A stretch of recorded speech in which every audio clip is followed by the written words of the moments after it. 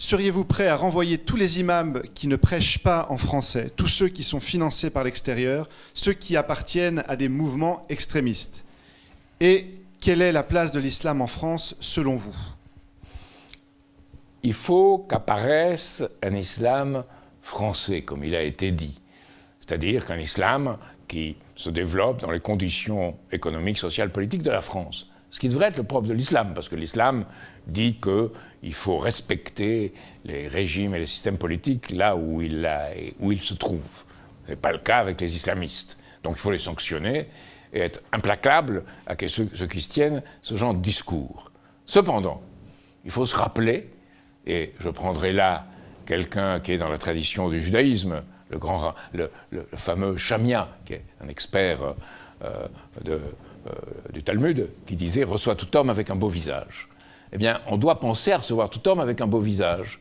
Et si les hommes ne répondent pas à ce salut et à ce rapport, eh bien, il faut y aller. C'est-à-dire leur dire vous n'obéissez pas à ce qui est nécessaire à notre pays, à ce que nos pays soient intégrés, qu'il y ait une unité parmi nous, vous ne méritez pas d'y rester.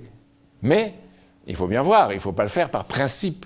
Et on ne peut pas dire qu'il s'agit de l'islam, des islamistes. C'est un conflit qui a été alimenté de l'extérieur, très grave, entre d'un côté ceux qui défendent une vision de l'islam où on est capable de resituer le Coran dans son esprit, dans ses sources, et à l'examiner de ce point de vue, comme les chrétiens l'ont fait avec la Bible.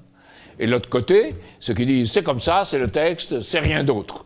Et il faut se moquer de ces gens-là. Il faut leur dire, mais alors vous pensez que le prophète Mohammed avait raison sur tout, qu'il a pu interpréter à la virgule près la parole de Dieu, et qu'après tous ceux qui l'ont transcrit aussi, c'est hérétique, c'est haram. Donc il faut prendre les choses de cette façon. Si on ne les prend pas de cette façon, avec un humour dévastateur, et en allant au fond des choses, et au fond de ce qu'est la forme de pensée d'être humain, eh bien, on arrivera à la guerre de tous contre tous.